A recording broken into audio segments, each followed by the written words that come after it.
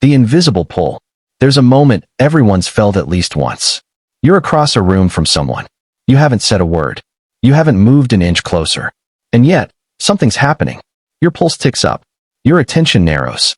You feel pulled toward them, and you can't explain why. That feeling isn't random. It isn't luck.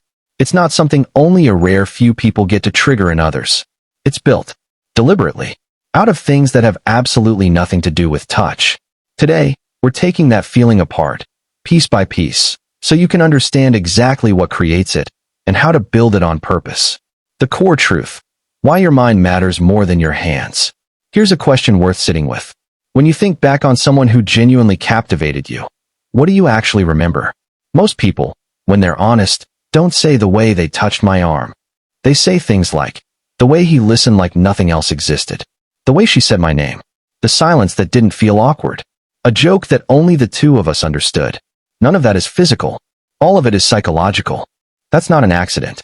Human beings are built to bond through meaning before they bond through contact.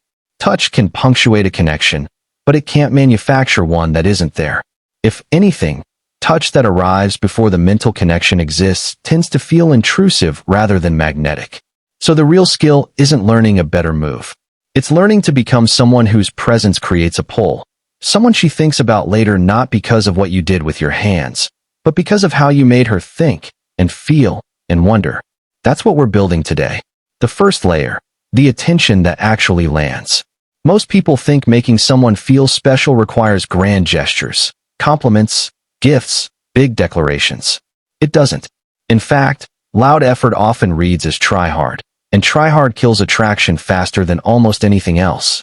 What actually lands is precision.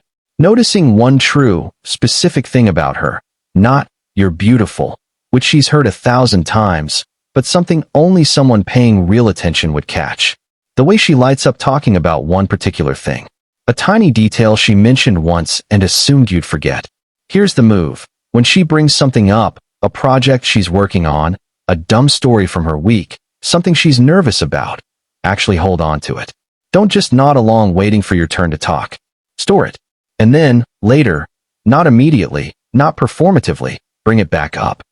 How'd that thing with your sister end up going? That single sentence does more than an hour of compliments could. It tells her, without saying it directly, I wasn't just present. I was paying attention. You're memorable to me. That feeling of being seen, specifically, not generically, is rare enough that when people get a taste of it, they come back for more. Switching gears, the magnetism of not chasing. Now here's the part that trips a lot of people up, because it sounds counterintuitive. Being too available can actually work against you. This isn't about playing games or being cold. It's about a simple truth. Things that require zero effort to get feel worth exactly that. Zero. If every text gets an instant reply, every invite gets an instant yes, every ounce of your time is handed over the second it's asked for, you've removed all the tension that makes wanting something exciting in the first place. The alternative isn't manipulation. It's just having an actual life. Standards. Things going on that matter to you besides her attention. So when she suggests something last minute and it genuinely doesn't work for you, you say so, warmly, not coldly. I'd love to, but I've already got something going on tonight. Let's find another time. That's it. No games, no strategy essay. Just the truth, delivered without anxiety. What that does psychologically is interesting. It signals that your time has value, which means earning it has value too.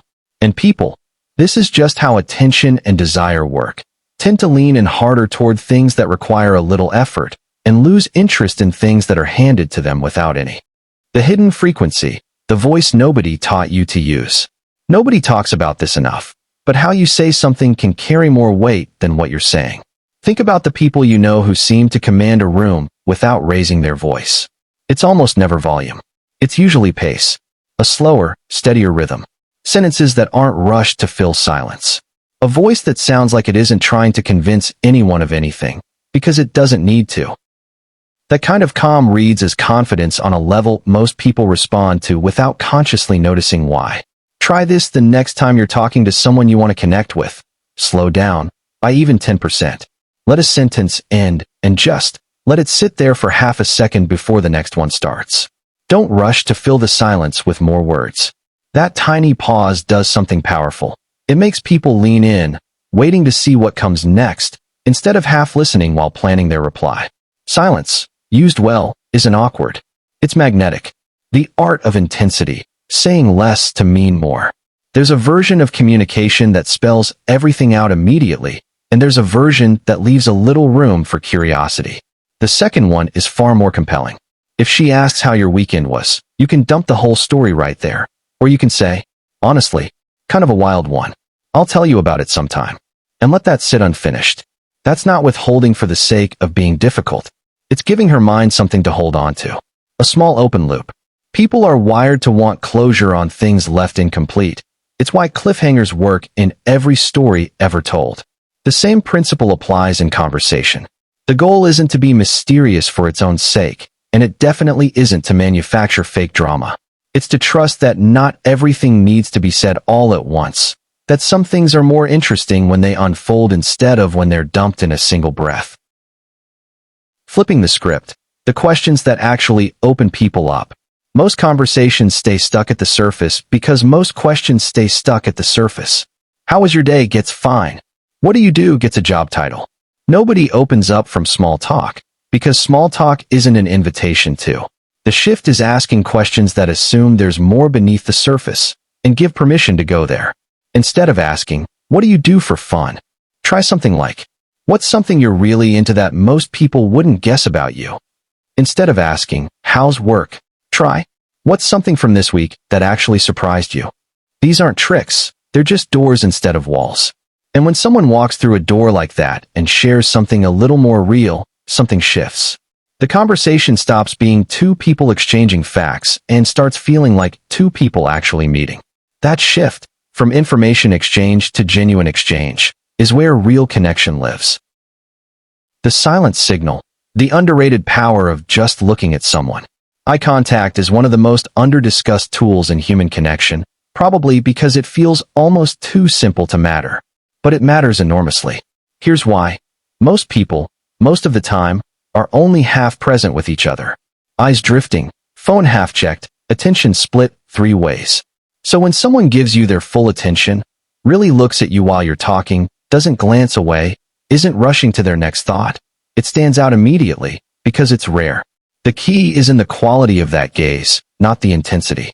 A hard, unblinking stare reads as unsettling. A soft, warm, present gaze, the kind that comes with a relaxed face and the occasional easy smile, reads as safety, as genuine interest, as, I'm actually here, with you, right now. Practice holding eye contact a beat longer than feels automatic, especially in quieter moments in a conversation. Not staring her down, just not being the first to look away. That small, unhurried steadiness communicates more confidence and more interest than almost anything you could say out loud. The conclusion, the thread that ties it all together. If there's one idea underneath everything in this list, it's this. Real attraction is built in the space between the obvious moves. It's the pause before you speak.